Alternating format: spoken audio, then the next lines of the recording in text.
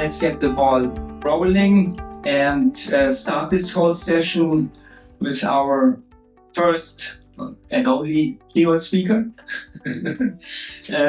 Shivang Gupta. Very nice having you here.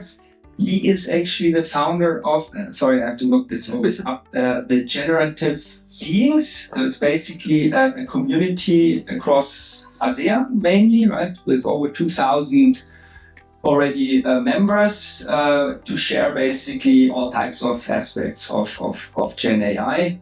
Heavy hardcore networker, I would say, right? So hopefully the virus of you spreads here over and all even network even more. So I welcome you on the stage. Give us your keynote and thanks for having you. Thank you very much. What I wanted to present today was just to show you a couple of startups that are working out of the community. There's some interesting AI founders, right, who are building in the space of Gen AI and AI, and now are utilizing agents to sort of solve their problems for the customers. Right? So yeah, the topic was AI agents and SEA startups, right? Most of them are in Singapore. But before we get there, I think this is what I felt was happening in AI in the last couple of years. Right, 22 is when GPT craze started to happen, and everyone's like, hey, now we have a smarter conversational companion with us, right? Everyone got on the GPT, and then the conversation started, okay, where can this go? Where can this go? 23 became the year of generative AI, right? So that's where the idea of also, building a community around Gen AI popped in, that, hey, this is something which is fundamentally transformative compared to a lot of technology we have witnessed in the last couple of decades. But a lot of it was around testing, right? Like, let's see if we can solve the problem. We have a solution who's now looking for a problem to solve, right? And that's where the POCs came in. 24 was sort of like an year of productionizing Gen AI, right? How do you scale it? How do you get into the enterprise space? And 25, since 24, the narrative has been that 25 is the year of agents. It just means that for me, agents is a contextual automation, right, of workflows that already existed. There were ERP solutions long back. We were using UiPath to try and automate stuff, but it was so costly and time intensive. But now, with the advancement of LLMs, it's created the decision-making capabilities that now can be sort of outsourced to an agent. So this is where we felt that, hey, this year is going to be a lot about AI agents, but the point is it doesn't stop here, it evolves. But where is it evolving? There are a lot of data points, right? Ranging, I don't know, from 5 billion to trillion. But this seemed like a big enough number to raise eyebrows to say, hey, over 2 trillion worth of AI. Is that the criteria? What is a big enough number? How many zeros? How many zeros? It might just be 180 million, we don't know. But the point is, it shows about how people are thinking and how their thought process has evolved to say, hey, we're not addressing a TAM of like 2 billion in 10 years. We're literally looking at disrupting the entire global economy. Right? And automation has been something that has been a need for everyone, every role, every organization, every individual. I came across this interesting AI agents directory, right? I'm sure there'll be other tools as well. But this is where they're sort of listing down the AI agents from across the globe. There are around 52 categories, right? Just imagine 52 categories and in them 1,000 plus agentic AI startups. Now, not everyone's an AI agent startup. But the way every company is becoming an AI company, I feel now the next step is that every AI company is going to be powered through an automation workflows, which are now called the agents. But this is global, right? I wanted to talk about a couple of startups that are there in Singapore right now who are trying to build something interesting. The ecosystem is much bigger. But I just felt that because we're more focused on the problems or part of it, non-tech part of it, I took a couple of examples for strategy, marketing, sales, and more productivity. So we have AI bots disrupting the entire enterprise strategy space with the swarm of agents that they're building. We've got Adley and Mavic in Singapore doing really well, trying to be the AI brand marketers for global enterprises. In sales, we have Sales Hero and Fuzzy Sequence. They're like very early stage guys and they're disrupting because they have figured out that, hey, there's a niche. And then they're going all out and helping sales reps sort of optimize on that niche.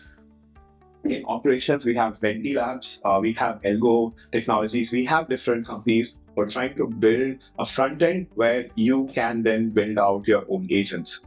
Right, we have Jigsaw Stack, which sadly the guy is now moving to SF. He's now based there, but they're building an amazing, sort of like a batch of agents, plug and play APIs that you can use to build your own stuff. Super Agent is a startup founder based in Thailand, but he was here in Singapore a couple of months back. They're trying to disrupt the property market by putting a property agent in your pocket. In productivity, we have Crudo. This is, I think, one of the bigger enterprise level disruptive platforms, which is trying to take on Atlassian and the entire ecosystem and say, hey, let's remove all of them, and then this becomes your one-stop productivity tool. But then you also have that small icon, which is the Librarian.io. And these guys just started a couple of months back, and they built a very beautiful solution of putting agents behind a chatbot, and that chatbot is now a WhatsApp agent. So you can literally manage your entire calendar, your Drive, your Google, your Notion, Slack, everything from just WhatsApp. Start getting really great about. So they were some of the ones that I felt would be interesting. They're all trying to get after the enterprise segments, but I will go a bit deeper into each of them to just show you how they're using the AI agent technologies. So AI part, they're sort of like swarm of AI agents, right, in the backend, trying to accomplish a particular task. So they create a digital twin of your enterprise and organization. You just put in some content or your website, it'll extract information, it'll identify your competitors, it'll define strategies for you, and it'll also suggest what are the outcomes that you should be doing. It'll try to create a product roadmap. So some of their agent features builds a strategy map for you, it builds an customer journey map, builds a sales intelligence module, a revenue intelligence module. For VCs, you can put in your potential startup that you're analyzing and it'll give you everything, competitive analysis and what's the success rate of that startup. And it can also lead to marketing asset creation. And all of this, you can then start to feed content inside it, and on the real time, it will revise its algo, and then it'll go ahead and then update, right, all of these intelligence tools. So it's something that is one of the most complex solutions. Basically, it's solving a lot of complex problems for bigger organizations. We have Sales Hero. They're like an agent for prospecting and sales admin, right? So very simple workflows. They're trying to say that, hey, how can we simplify your CRM data management? How can we create personalized pitches for your teams to go out and sell? And how can we actually automate the entire lead generation process for you? So they've got like a call analytics agent working in the backend. They've got a pipeline visualization agent. All of the things that right now, any team, we're building a sales team, there's an onboarding path, you're going to get them onto HubSpot, you're going to get them onto one of the other tools, and it's going to take them time. So when you're hiring, you're looking for people with expertise of using a particular CRM. Here, it just disrupts the whole thing. So they're using LangChain to build these agents in the backend, and some of these platforms that they're using. So Payboy is, I think, the one that I will choose from the past. But this is interesting because it reduces the life cycle of your sales guys to get onboarded and then convert the leads faster. Panellists is an AI for your entire brand and marketing campaign. They're literally your brand AI officer.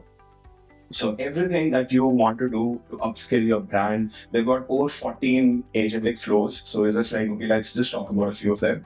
But everything from creating an EDM, from creating on-brand content, from creating SEO optimized pages, and actually creating generative optimized pages so that you're discoverable through the perplexities and GPTs of the world.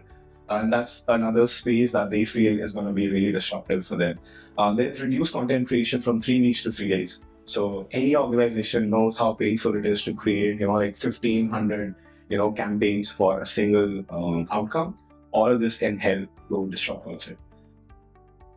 So NT Labs is building an AI agent for construction management. They're disrupting the issue that there's so many manual paperwork that needs to be done for the staff that's working on ground, and then their lead and then the manager sitting in an office in some other country has no clue what's happening, right? So through WhatsApp, you can simply create a chatbot where on WhatsApp you upload a photo of the venue, and then it will go back, it'll start doing its reporting, it'll automate the workflows, and then based on that, you can create quality assurance and you can actually survey, and it's all through WhatsApp. So as a frontline worker, you don't really have to get them trained onto something like a new tool. It's all integrated into WhatsApp like everyone has. The interesting part, what they realized was that because they are not recommending, they're not using the generative AI element of suggesting you what the decision should be, they're automating backend workflows. So they already have some AI safety built in by designs. They have certain guardrails so that, when you do something, it's not going to give you a wrong recommendation or an idea. The IO is, again, it's a WhatsApp agent. So you just plug your calendar, your Drive, your Gmail, you integrate WhatsApp, Slack, and Notion, and then everything right around. And these are most of the tools that any working professional might use, right, in general. So all of this can then be powered through your WhatsApp. So when you're on WhatsApp, you chat with the bot, you tell them, hey, send me a daily summary in this structure at 9 a.m. every morning so I know what is the agenda for my upcoming meetings. It's going to start doing that. You can start creating event calendars, say, hey, set up a meeting with Michael, right, 2 days later, and they'll start doing that as well, right? Give them access to Drive and say, okay, I had a chat with Michael. These were the notes from the meeting. Please create the draft agenda and then send me an email. All of it through the power of WhatsApp. So these were a few things. Again, wanted to just keep it short. There are a lot more that's happening in the market, but we could chat about them as well. Just a few thoughts that I thought that, okay, we are building AI agents, but it cannot just be on its own. There has to be some sort of safety element around it. How do you build safer AI agents? Human in the loop, I see, is something that all of these startups are there using, right? Because we're saying that we're outsourcing a decision-making process. So right now, to say the decision being made is right or wrong, there is some human that is intervening. It might be for the time being, but that's something that's really critical right now. Balancing autonomy of decision-making based on task or outcome. There could be certain tasks like backend workflows, which you're like, okay, let's just automate this entirely. But if you're thinking, okay, let me just build my own avatar and let it do the meetings and calls and make decisions and align outcomes for the organization, I think that's something that we need to take control of. Ethical guidelines and AI governances to avoid harmful outcomes. There was the entire big summit in France, Paris, right? Shameek was there. Obviously, we're going to talk about AI safety. But this is something that many of these early stage startups don't think about because they're focused so much on solving the problem, trying to find the PMF, that this becomes something in the hindsight, right? But when you are building something for a global scale, this has to be probably the AI governance and safety part has to be baked in. Testing frameworks. Deploying the testing and safety frameworks, right? This again is not because this event is about testing and events, safety frameworks, but this is something again that people don't know about, right? These startups don't know how do I test, how do I validate, so that person would be the one doing that. And eventually data privacy and security guidelines. If I'm passing all of my data, library and IO, what's happening with that data? Right? How do I trust that it's going to be safe, it's going to be useful, and it's not going to be repurposed from some other business decision? That's something that we also need to understand while making agents. That was it, right? Thank you so much for giving this opportunity. Glad to meet some of you. Really, really glad to share. All right, thank you. All right, ladies and gentlemen, thank you so much for coming. I think we have also here in the audience a very nice representation of industry leaders, researchers, AI enthusiasts. So please also use this event for networking. It's great to have you all here. And with that, I would like to welcome everybody to this panel, Agentic AI Meets Corporate Strategy. And with the introduction from Shivang, I think we have plenty of food for thought over here already. So what are the risks and rewards for deploying Agentic AI? So here in the panel, we have notable pillars of our community, industry thought leaders, actually making headways globally. In the panel, we will have two main topics that we are going to discuss. The first one is more on executing a corporate strategy, so more the management aspect, how do we balance risks and oversight. And with those practical aspects, then we will go into the second round where we look into take a step back in the oversight. What does it mean for governance? What does it mean for transparency, for regulation, and for innovation in general? So I would like to kick this off for everybody to give a bit of a 1-2-liner of what agentic AI means to you. So I would say three different variants I've heard of in terms of what agentic AI is. The first is an LLM that is reasoning. You could argue that is agentic AI because it is, particularly if it's calling the internet, particularly if it's taking over your laptop, etc. That's one kind of agentic AI. The second, which is probably what most of the big tech firms are selling to corporates, which is the context for today, is, in my view, not practical, but that is inside a corporate context, you say, I give an instruction saying, let's make it very real, go and find if any of these transactions has money laundering potential, investigate it, close the alert if it's done, and come let me know. This is, in my view, not yet achievable and unlikely to be accepted by most enterprises because of the element of autonomy in planning. Because you're not telling exactly what to do, and in most corporate settings, that's both unnecessary and unacceptable. Last one is where you actually know there are 5-6 steps to be taken, and you are using some combination of deterministic and large language model and non-LLM AI to say, actually, these 5 steps need to be done, but there are some variations, and depending on the output from the first step, something else might need to be done for step 2. So with that kind of, which is effectively replicating large parts of what the human does, but maybe making it more efficient, and then working through those steps. Those are the 3 variants I have seen. The first and the second still work on a personal basis. If I am, as an individual, getting something done, I can use the first 2. The third one is the only one, as far as I can understand, that can work in corporate setting. Thank you. One sentence, I think, if AI is making predictions and Gen AI is producing content, then agentic AI is meant to make decisions. But exactly as what Shameek mentioned, in reality, I think there's still quite a variation as to what agentic AI actually looks like. And I think the overlap, right, between agentic, generative, and so-called traditional AI is more of the reality today. Going back to Shivang's timeline, 2018 to me was the sort of first advent of pre-trained transformers. And if you had access to GPT-2 or 3, they just produced an awful lot of garbage. I think the inflection point was the launch of ChatGPT, because that was the first time when it was more mainstream accessible and useful to be able to do this sort of interactive Q&A. Where I see we're kind of at a similar inflection point with agents. Like robotic process automation has been around for decades, and it's always been incredibly brittle. And the slightest change in a UI or layer to something, just through those processes. I think the most practical use for agentic AI right now is to fix for that. So it has a general plan, and it can handle some variants within that plan far more effectively. I think where corporates want to get to, and we have similar things in StatChart, is there are existing workflows that have 15 steps. Do we need to have all 15 steps? Can we reduce the number of those steps? Can we automate away some of those steps so that only the human in the loop has to interact at steps like 7 and 9 to do the approvals, and then everything else to be automated? I think that's where we need to get to. And I think for me, the sort of definition of agentic AI is that it has to have some form of outcome.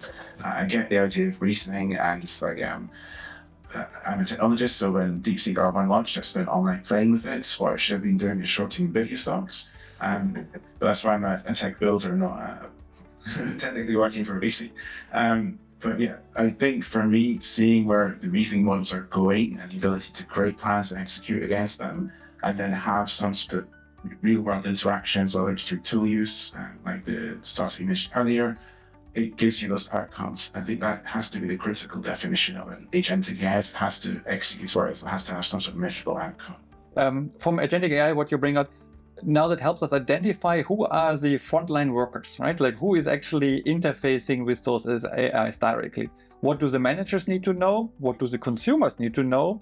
and where does the risk management comes in? So maybe Michael can contribute on that one. For example, cybersecurity topics, being aware of the risk, making educated choices of actions.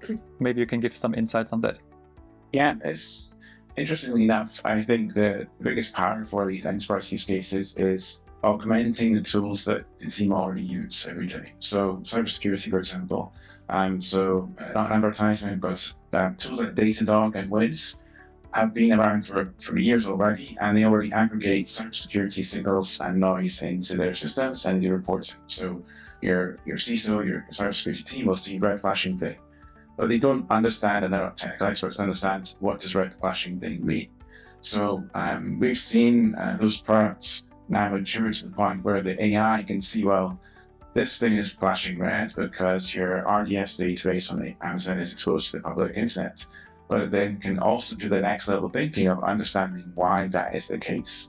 Or it could be a high alert severity on a piece of software that is in your cloud state, but it's not exposed to the internet. So it starts to triage those things and basically remove all of the noise from users. So we've seen examples you can have on your security console 2 million alerts, and no human is going to want to filter through those manually and interpret them.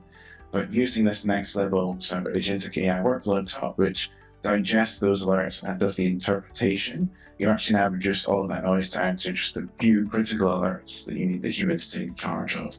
So this idea of augmenting the tools that we use every day is really how we get like an enterprise workforce of 80% of all the staff using these tools as part of their day-to-day workflows.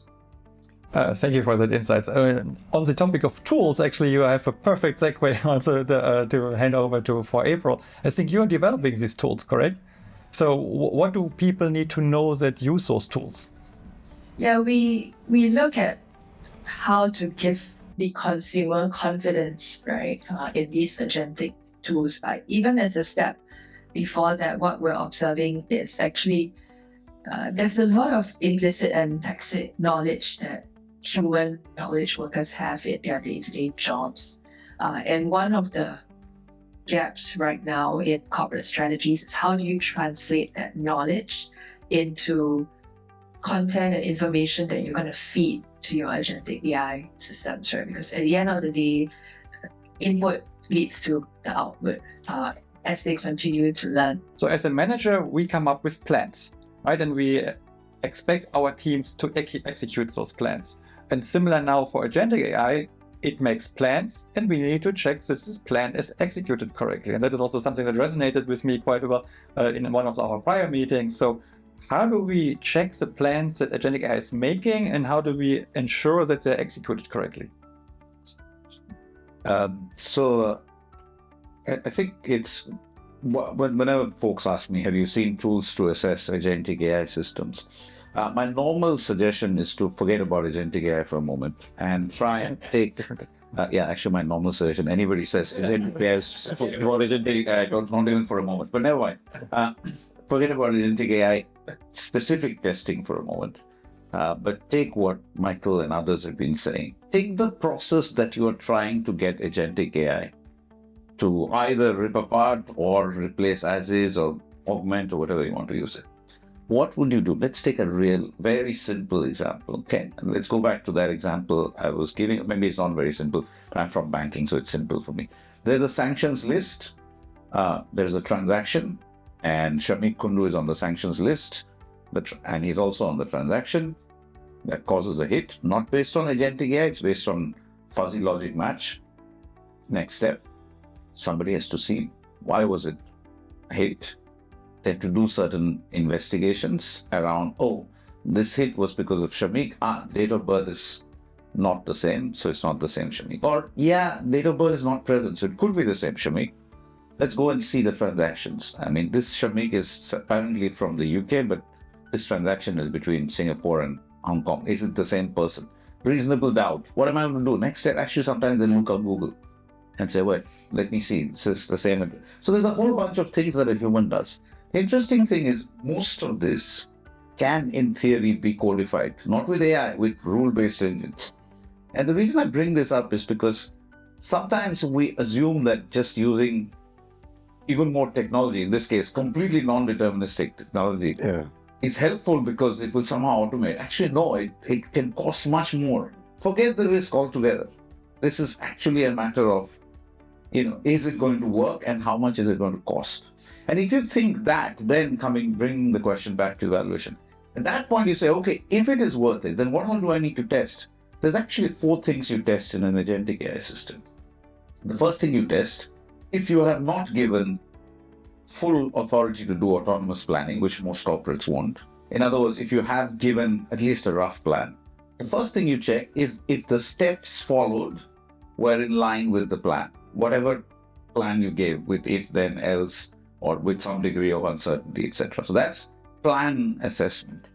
The second thing you test is if each of those steps were executed correctly. So in that example, did the agent look up the date of birth first? Did the agent, that's the step. But then you actually say, was the lookup correct? It's actually not an AI test at all. You're actually, in most cases, these tool calls, as they're called, are non-AI. So you're just assessing whether those tool calls happen. Very doable, right? First one also very doable. I said follow steps 1, 2, 3, 4, 5. I can check if 1, 2, 3, 4, 5 is followed. Second one, step 1 is a SQL call. Step 2 is a Google call. A Google search and a website crawl. Step 3 is some calculation. Each of these, in theory, can be assessed individually. Are they correct? Third testing is memory. If I did a Google search on the second step, and in the third step, I'm now meant to do something else with it, did I forget, so to say, the output from the second step when taking it to the third step? And then finally is the assessment that most people think of, which is actually at the end of the day, did Shameek the terrorist go scot-free despite all this sophisticated evidence? The reason I say this is actually to do exhaustive testing of agentic AI systems. That is what you need to do. And now I bring it back to the cost. Is it really worth it? Sometimes it will be, but sometimes it won't. And I think when we think about strategy, which was the question, it's really important to look at the economic value, because I do think to some extent, the economic value is very different when you're trying to build an outside-in startup, where there is nothing to replace, and maybe the bar on accuracy, etc., is not necessarily that high in many of these functions. Very different from inside corporate settings, where actually I do need to see if these things are done properly. And at that point, the cost in LLM tokens alone to do all these assessments is going to go way above what it would have cost you to do it in Singapore, never mind in an offshore location.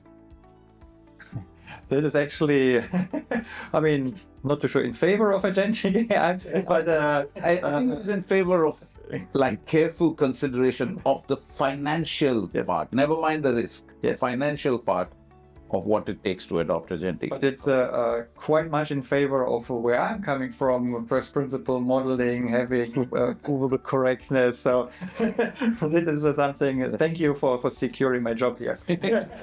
So that's awesome. Well, what you mentioned, right, that, I mean, the costs might outweigh the benefits a lot of times.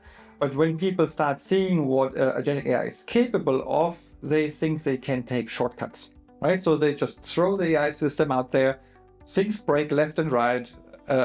Who's accountable for this? Nobody knows in the end, right? If an AI system fails, who's at fault? Was it the data annotator? Was it the training guys or the person that chose the hyperparameters and so on, right? So the moment you blur responsibility inside an organization, nobody is responsible anymore, right? And that is where we are coming actually to our second topic on what it all means now, what we have heard from a practical executing of a strategy for governance, right? So we have heard that countries are forming now legislation. European Union has AI Act, plenty other countries following suit with similar kind of legislation. Singapore takes a bit of a guidance approach, strongly worded should requirements, what you should be executing. But this is exactly, I think, where the world is going right now.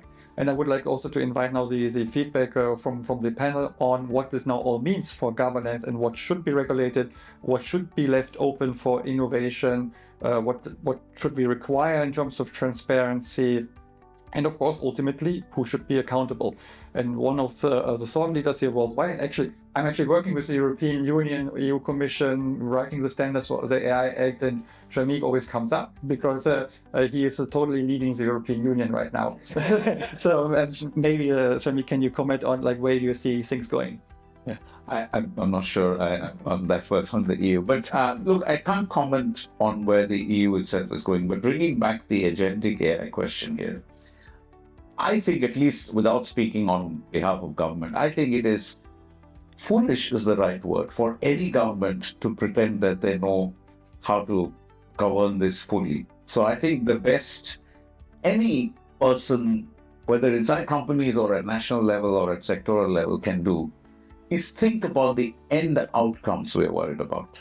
Not say, I want regulation on agentic AI, but actually think about and actually, the good part is, in many industries, you don't even need to think about it. Everything I told you about that sanctions investigation, it's already there. You don't need to come up with something new. You just need to say, actually, whatever I use, I need to meet these requirements. So I would say the best approach I've seen for regulated industries is actually not to impose yet another new requirement. And most regulators, including the Bank of England and the MAS for finance, for example, have taken that approach. Now, the only area there are two areas where I'm nervous. One is about not concentration of power, but market concentration. The more you become very dependent on specific vendors, specific models, their systemic risk, because that model demonstrates a certain behavior and everybody else is using that, that is not something that existing regulation normally picks up. So that's one. The other is the use of general purpose models in areas that have not been traditionally regulated. And social media is one, even advertising to some extent, marketing, etc. Now you might say normally those are not regulated, but at some point they might do damage if they're completely uncontrolled.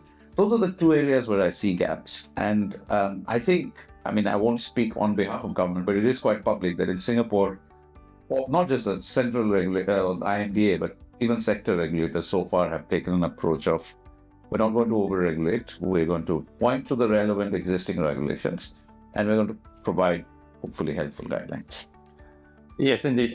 AI doesn't live in a vacuum, right? So we already have legislation in place, for example, for privacy that is not unique to AI. We know that we should not discriminate against each other. We have the fundamental rights and so on, right? So all of those are existing already. Then we, of course, have sector-specific things in place, for example, medical device directives and so on, right? So those should not be overridden.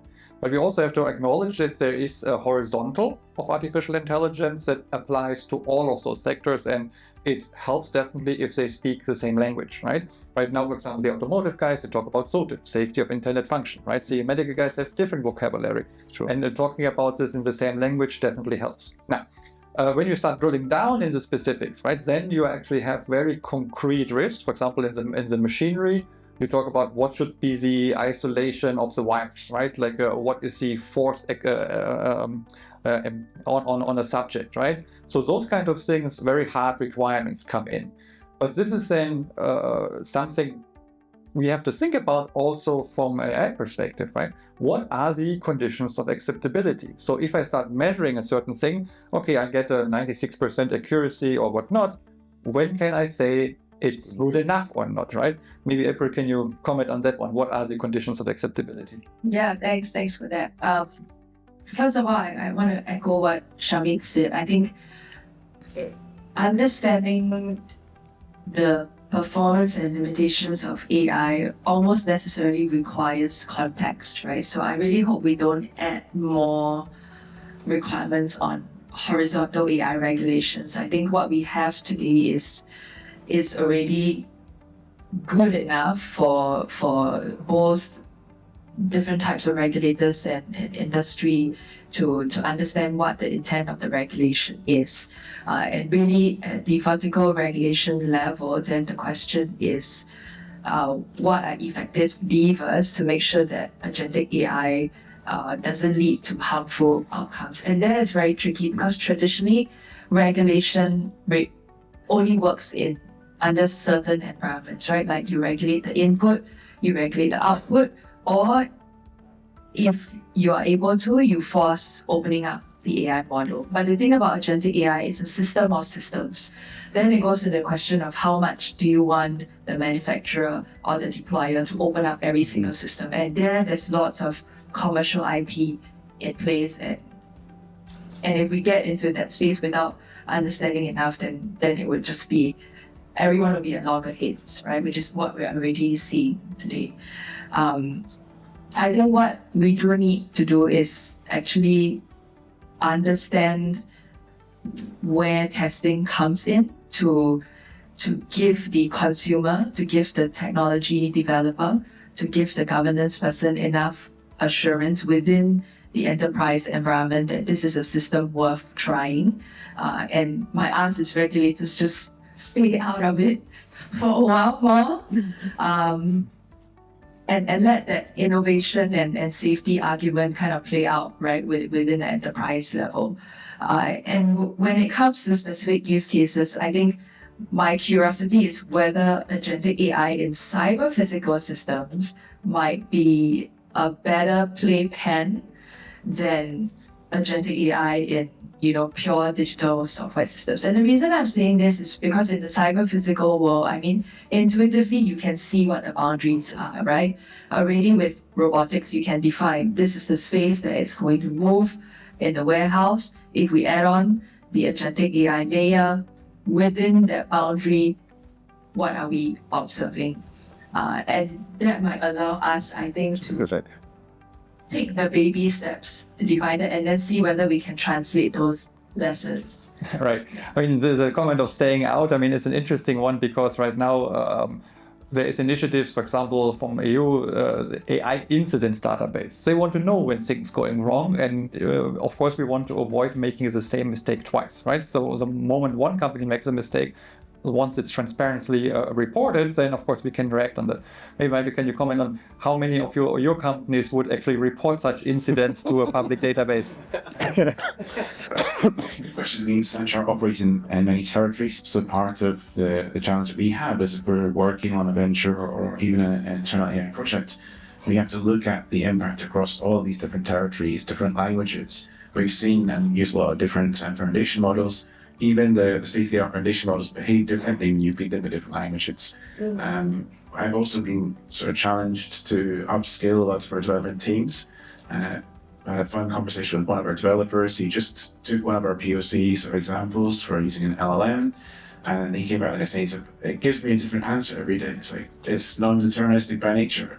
So I had to simplify it a bit and said, well, you have to think LLMs are a bit like either talking to toddlers or talking to a drunk friend. Every time you talk to it, it'll give you a slightly different answer. But on the whole, it will hopefully go in the right direction. The example I tend to go to is car manufacturing. So just like Shameek was saying, you want to regulate the outcomes. All cars have to have airbags. They all have to be safe. They all have to pass these crash tests.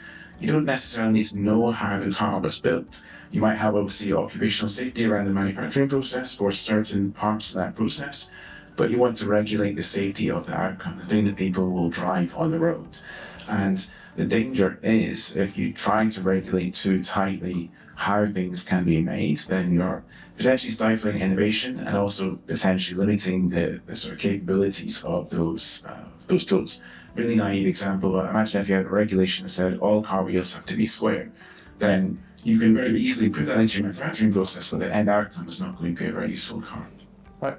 And actually that is leading me to for Deep to take us all home, what this means for innovation, right? Where do we balance between the oversight and then letting companies moving ahead? I mean, you have 25 years of experience in this field. I think usually companies tend to be one alone, but having catastrophic mistakes is also not the right way to do. Like, where is that balance? Where do you see this from an innovative perspective? No, thanks. Firstly, I agree with Mike that before there were cars, there were no roads, there were no traffic lights, there was no need for a driving license. And now you've got cars or AI in different shapes and forms going at different speeds. So you got to have regulations. And to me, regulations do not stymie innovation. It's a blueprint for a responsible innovation. Now, it doesn't matter whether you're a regulated firm in the financial services or in the healthcare or the telco. At the end of the day, consumers expect or clients expect things which are trustworthy. So I think that's a mindset change. People need to understand that it is one of the most paramount propositions that you have to offer as part of your services. Now, if you look at innovation, to me, we've talked about contextualization. it is absolutely important that whatever solutions you're looking at building is contextualized for your organization and is fit for purpose. The second thing, which is equally important, is control. You've got to give control to the person who's using it, to the organization who's using it, where to use a rule-based engine, where to use a machine learning anomaly detection, capability or an isolation forest, where to use a combination of an LLM and a machine learning should be a choice, that should be given. And ultimately, there has to be controlled dimensions and parameters that have to be defined. What is permissible? What is impermissible? Again, with a certain level of risk tolerance that every organization has, a risk appetite every organization has. Now, whether you're regulated or unregulated, you have to have the ability to understand what are the underlying risks that a particular model would bring to the organization, and then use that on the basis of the economic value that Shameek talked about to apply it. So curate, contextualize, give the choice, apply the controls, and then drive responsible innovation. Thank you so much. I'm not sure, do we have time for one or two quick questions? Yes, we can take. All right. So now we have heard a bit on the audience for Agentic AI, who is interfacing with it and at the front line, what the capabilities are, and also what this means from a strategy, even governance perspective. Is there any topics that you violently agree with or disagree with? Thank you. Thanks for the great discussion here. I'm following the Agentic AI developments as well. When you say agentic, it refers to reinforcement learning, right? It's an agent that autonomously learns. Isn't that the big issue? Because, Shameek, when you talk about planning, you have to give the system the steps. Isn't true agentic AI that the agent figures out the steps by itself? Yeah, so that's why I said the first one and even the second one, that I don't give the planet. So what I was saying is the version of agentic AI that might make sense in corporate environments today is actually not the autonomous AI. It is, I know what needs to be done. Maybe I give some leeway to your point. And I want instead of a human being coordinating all these steps, I want a machine coordinating these steps, but the steps are still mine. But I think the definitional point is important. I think the word agentic AI is used very differently by different people. I use it more as an agent based on one or more AI technologies that is doing the work that one or more humans would have done. That's kind of how I use it. I know that's not necessarily always using reinforcement learning. By the way, on that note, one thing we didn't discuss, but which often is probably the best example of agentic AI, I think, is self-driving cars. They do actually take a lot of actions with multiple steps, etc. They do take physical, to your point, cyber-physical combination. So that one is meeting your definition. Yeah, but if it's autonomous, you need to have, a million accidents before your car. So it's not, I agree, and which is why you look at how long it has taken to get where it is. But actually, in control settings, in the city of San Francisco, I had a perfectly complete beat-free, no concerns ride on Waymo. But actually the same one, if I went back to my in-laws' place in India, I would not trust it because I think, or in Italy, I wouldn't trust it because I'm not sure the other folks will be at it. You should. I think there was another question. So it's interesting to actually hear about the choice of models, as well as the privacy of companies where they actually have a system of systems in their agentic AI models. So my question is actually really then, where do we see the space of open source models like DeepSeek? And is it something that organizations and even even governments should consider building on in an open source context to then actually modify code things into something that's relevant and specific only to their own organizations or the industries that they're trying to regulate? So you already DeepSeek expert. Has it, so. So I would actually disagree with Shameek about the centralized risk of AI. I think that was the danger in the past 1-2 years is, does everyone have to pay OpenAI a tax to use AI systems? I think they have significantly kind of lost their moats and sort of defensibility of the technology because of open source innovations, whether it was sort of original versions of Falcon or more recent versions of Meta Llama. Now kind of open source has caught up and in some ways surpassed that. So I see it more as kind of decentralized AI, where I think the opportunity is for us, and we're building AI ventures right now. There's no point in us starting out and building our own foundation model, or even trying to build a foundation model specialized to a particular sector. What's far more valuable for us to do is to focus on solving like a vertical issue. Like in my case, regulatory change documents, which are also very long documents that no one should ever read. So for that to work, I want to be able to take advantage of the latest foundation model, or swap models, or use different models for different languages, or do different models and parameters for different use cases in the same language. So in order to enable that, I need to have really good evals. I need to know that this is the type of data, the distribution of data that we see, here are the outcomes that we want. We might have some internal steps around plan execution and making sure that it is behaving as it should do. But then when a new version of Google Gemini comes out tomorrow, I want to be able to point to the new model, run my evals and say, yeah, switching these use cases to this model gives us a 3% advantage. And I think if you're building anything in AI, having that golden test set, the evals and the testing, the benchmarking tools around it is really where you're actually creating the IP now. There might be an edge in there, which is you can turn those evals into fine-tuned versions of some of those models and potentially eke out a few more % accuracy and consistency. But ultimately, you need to be creating the value in that sort of unique data sets and then take advantage of the latest models, cost savings, and tokens. So just a couple of perspectives, right? 40 to 50 years back, one of the biggest disruptions that happened in the financial services was the introduction of credit scores. What and how did that happen? That happened only through the intent from all the banks to contribute towards the creation of the credit score, right? Organizations understand today that they can't innovate in a closed environment. Open innovation is the way to go about it. However, OpenAI or all these different algorithms and foundation models that we're using today is based on data, which is not contextualized. And you could essentially create a data economy which has synthetic data, which is a better representative of each of the organization, so that these algorithms are better contextualized before they are consumed by organizations like us. And then each of the organization can create its own IP, a cognitive layer on top of that, which gives them the differentiation. But in its current shape and form, firstly, the organization would not have the investment appetite to go about building own models. And secondly, the organization would be reluctant, especially the ones that are regulated, to take an open AI-based algorithm and then try to leverage it for making decisions which are absolutely critical for the organization's reputation. So somehow, this will result in a more favorable algorithmic economy and a data economy. Time will tell. Let's see. Thanks. Yeah, sure.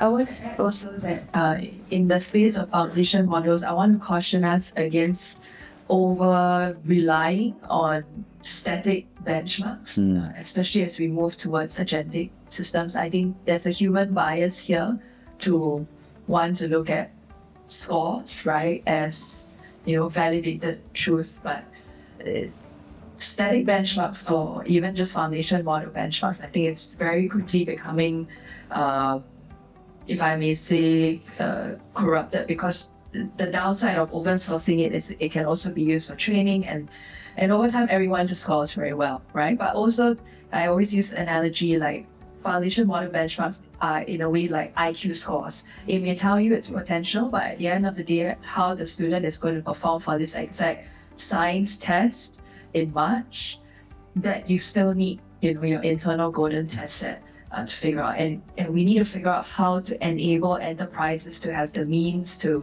invest in that so that they can harness the full potential of AI systems. If regulators continue to just pay emphasis on that foundation model benchmarks and use that to push industry to innovate around that, my fear is it will be over limiting everyone's ability to innovate on AI too early in the game. I do hope you're not pointing to me. No.